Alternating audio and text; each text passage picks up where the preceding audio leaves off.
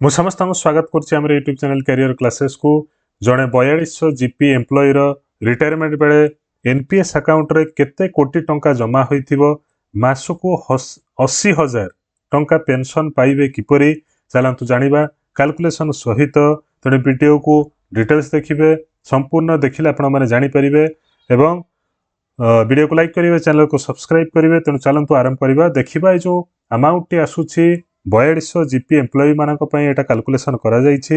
ଯଦି ଆପଣମାନେ ତାଠୁ ଅଧିକ କିମ୍ବା ତାଠୁ କମ୍ରେ ଅଛନ୍ତି ଜିପି, ତାହେଲେ ମଧ୍ୟ ସେଇ ସେମ୍ ପ୍ରୋସିଜିଓରେ କାଲକୁଲେସନ୍ କରିକି ଦେଖିପାରିବେ ଯେ ଆପଣଙ୍କର ରିଟାୟାରମେଣ୍ଟ ଟାଇମ୍ରେ ଆପଣଙ୍କର ଆମାଉଣ୍ଟ କେତେ ଟଙ୍କା ହେଇଥିବ, କେତେ କୋଟି ଟଙ୍କା ଆପଣଙ୍କର ଆକାଉଣ୍ଟରେ ଏନ୍ପିଏସ୍ ଆକାଉଣ୍ଟରେ ଜମା ହେଇଥିବ, ଆଉ ଆପଣଙ୍କର ପେନ୍ସନ୍ ଆମାଉଣ୍ଟଟି ମଧ୍ୟ କେତେ ହେଇଥିବ। ଠିକ୍ ଅଛି, ତ ଏଠି କାଲକୁଲେସନ୍ ସବୁ ଡିଟେଲ୍ସ ତଥ୍ୟ ଦେଖିବା। ତ ଭିଡ଼ିଓକୁ ଲାଇକ୍ କରିବେ, ଚ୍ୟାନେଲକୁ ସବସ୍କ୍ରାଇବ୍ କରିବେ। ତ ପ୍ରଥମେ ଆମେ ଦେଖିଦେବା ଗୋଟେ ଟେଣ୍ଟାଟିଭ୍ ଏଜ୍ ନିଆହେଇଛି ଯେଉଁଥିରେ ଆପଣମାନେ ଚାକିରି କରିଛନ୍ତି। ଲେଟ୍ ଆପଣମାନେ 26 ବର୍ଷରେ ଚାକିରି କରିଛନ୍ତି। କେତେ ବର୍ଷରେ ଚାକିରି କରିଛନ୍ତି ନା 26 ଇୟର୍ସରେ ଆପଣମାନେ ଚାକିରି କରିଛନ୍ତି। ଏବଂ କେଉଁଠି କରିଛନ୍ତି ନା ଗଭର୍ଣ୍ଣମେଣ୍ଟ ସେକ୍ଟରରେ କରିଛନ୍ତି, ଷ୍ଟେଟ୍ ଗଭର୍ଣ୍ଣମେଣ୍ଟରେ କରିଛନ୍ତି ଏବଂ ଡେଟ୍ ଅଫ୍ ବର୍ଥକୁ ନେଇକି 26 ଇୟର୍ସର ଗୋଟେ ଟେଣ୍ଟାଟିଭ୍ ଏଜ୍ ନିଆଗଲା ଯେଉଁଥିରେ ଆପଣମାନେ ଚାକିରି କଲେ 26 ବର୍ଷରେ ଆପଣ ଚାକିରି କଲେ। ତେଣୁ ରିଟାୟାରମେଣ୍ଟ ଯେତେବେଳେ 60 ଇୟର୍ସରେ ହେବେ ତ ଆପଣଙ୍କର ସର୍ଭିସ୍ ପିରିୟଡ଼ଟା କେତେ ହେଇଯାଇଥିବ ନା 34 ଇୟର୍ସ ପାଖାପାଖି ସର୍ଭିସ୍ ପିରିୟଡ଼ଟା ହେଇଯାଇଥିବ। ବୁଝିପାରିଲେ? ତ 34 ଇୟର୍ସର ସର୍ଭିସ୍ ପିରିୟଡ଼ରେ ଆପଣମାନଙ୍କର କେତେ କୋଟି ଟଙ୍କା ଜମା ହେଇଥିବା ଆପଣଙ୍କର ଏନ୍ପିଏସ୍ ଆକାଉଣ୍ଟରେ ଯେଉଁ 34 ଇୟର୍ସର ସର୍ଭିସ୍ ପିରିୟଡ଼ଟି ରହୁଛି। ତ ପ୍ରଥମ ଆମାଉଣ୍ଟ ଆପଣଙ୍କର ଯାହା ରଖିଛନ୍ତି ସେଇଟା ହେଉଛି 0। ଏନ୍ପିଏସ୍ରେ କୌଣସି ପ୍ରକାର ଆମାଉଣ୍ଟ ନାହିଁ। ଆପଣ 26 ଇୟର୍ସରେ ଚାକିରି କଲେ ଏବଂ ଆପଣଙ୍କର କେଉଁ ଜିପିରେ ଜିପି ହେଉଛି କେତେ ନା 4200 ଜିପିରେ ଆପଣମାନେ ଚାକିରି କଲେ।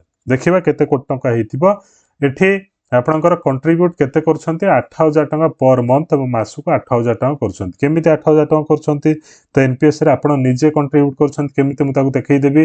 ଏଇଟା ହେଉଛି ଟେଣ୍ଟାଟିଭ୍ ଗୋଟେ 8,000 ନିଆହେଇଛି। କାହିଁକି ନା ଟେଣ୍ଟାଟିଭ୍ ନିଆହେଇଛି ଯେଉଁଥିରେ କି ଆପଣଙ୍କର ଯେଉଁଟାକି 8,000 ହେଉଛି ଆପଣଙ୍କର ଏମ୍ପ୍ଲୟିର ପ୍ରାନ୍ 10%, ଅର୍ଥାତ୍ ଆପଣ ନିଜେ ଯେଉଁ 10% ଦେଉଛନ୍ତି ପ୍ରାନ୍ କଣ୍ଟ୍ରିବ୍ୟୁସନ୍, ସେଇଟା ହେଉଛି 8,000 ଟଙ୍କା। କେମିତି ସେଇଟା 8,000 ଆସିବ ମୁଁ ଆପଣଙ୍କୁ ଦେଖେଇ ଦେଉଛି।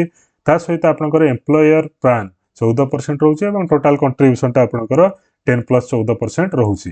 ତ ଏଠି ଆପଣଙ୍କର ଯେତିକି ପରସେଣ୍ଟ 8,000 ଟଙ୍କା ହେଉଛି, 8,000 କେମିତି ହେଲା ମୁଁ ଗୋଟେ ପେ ମ୍ୟାଟ୍ରିକ୍ସଟା ମଧ୍ୟ ଦେଖେଇ ଦେଉଛି।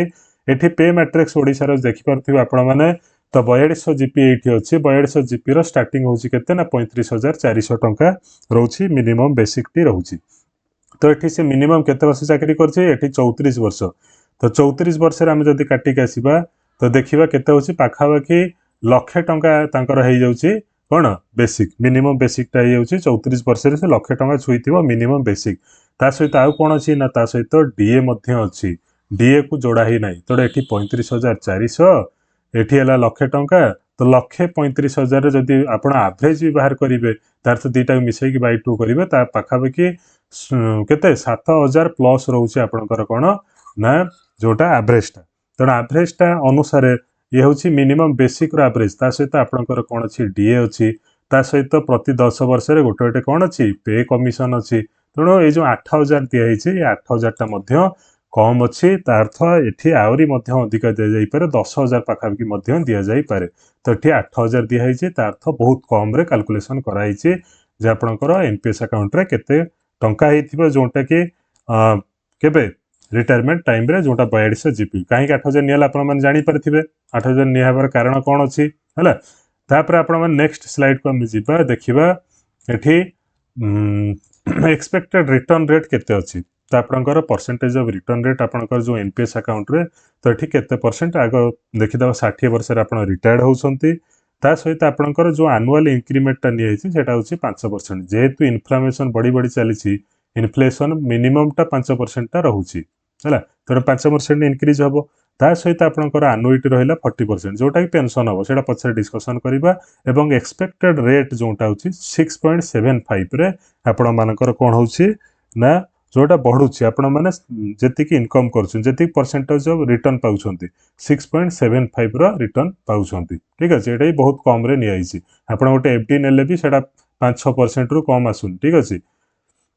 तो ये कैलकुलेशन करके आम देखा ये जो एक्सपेक्टेड रिटर्न आपंकर केते अमाउंट रोचे पैसा है जो मैंने 4200 जीपी आपण मैंने कैलकुलेशन करके देखिए केते अमाउंट टोटाल आपण मैंने इन्वेस्टमेंट करुँच टोटाल अमाउंट कर्पस अमाउंट आपंकर केते होउची तो ये टोटाल इन्वेस्टमेंट आपण करुँचे ना 80,86,377 टंका आपण मैंने निज प्राण अकाउंट को आपण कंट्रीब्यूट करुँच जोटा कि बहुत कम परिमाण में रखा जाइए आहरी बहुत अधिक परिमाण में कंट्रीब्यूशन हम कहीं पे कमिशन तीन टा आप जब 30 वर्ष चाकरी करेंगे 3टा पे कमिशन आपंकर पड़ीज से 8 पे पड़ो 9 पे पड़ो 10 पे पड़ो है ता सहित आपंकर आउ कौन पड़ो ना आपंकर डीए अच्छी डीए बढ़ुव है ये सब जिनस अच्छी तो टोटाल इन्वेस्टमेंट है 80 लाख एवं टोटाल गेन आपन केते कले ना 2 करोड़ 2,64,41,323 टंका आपन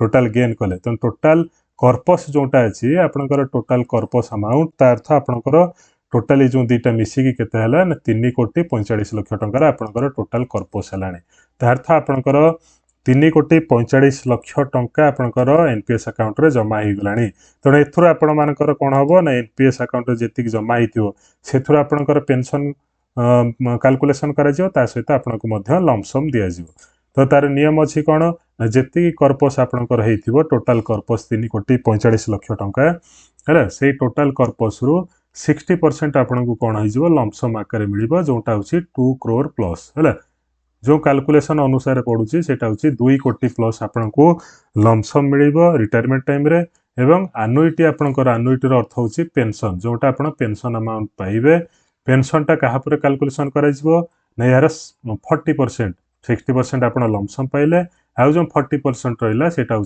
पेंशन आकार 40% रोटा भैल्यू हूँ केते ना 1,38,11,000 टंकार आपंकर जो टोटाल अमाउंट होचे सेतुरु आपंकर कौन हम ना पेंशन डिक्लेयर हम तो पेंशन कैलकुलेशन करके देखीचे तो पेंशन कैलकुलेशन कला बेलू आपंकर हूँ केते टंका देखीदेवा तो पेंशनटा कौन कैलकुलेशन हम ना 1,38,00,000 कैलकुलेशन हम तो टोटाल पेंशन आपंकर हूँ केते ना 77,687 टंकार मंथली पेंशन होउची कौन थे एनपीएस कथा पड़ी एठी कौन से अलग प्रथा पड़ी ना तो एनपीएस रे बहुत अधिका हो जापे कम भी हो जापे से डिपेंड करे मार्केट उपर किंतु पाखापाखि यहाँ रहिबो बोली आशा करा जाउची एटा पुणी कौन थे कैलकुलेशन कराई ना आपंकर जो एनपीएस कैलकुलेटर रे कैलकुलेशन कराई एथरे लमसम अमाउंट 2 कोटी टंकार आप विड्रो कले आट ए टाइम 2 कोटी पाइबे पेंशन 77,000 टंका पाइबे है जदि आप चाहूँगी कैलकुलेशन करके देखिए तेणु कैलकुलेशन करके देखिपारे किसी असुविधा नहीं तो कैलकुलेशन कौन थे करेंगे एनपीएस पेंशन कैलकुलेटर गोटे अच्छी गूगल को जी से कैलकुलेशन करके देखिए तो ये आपण एवरेज जो 4200 जीपी मानकर रोचे से मिनिमम 80,000 टंकार पेंशन पाइले मंथली एवं से 2 कोटी टंकार कौन पाइले lump sum amount at a time lump sum पाइले तेणु धन्यवाद वीडियो को लाइक करेंगे चैनल को सब्सक्राइब करेंगे।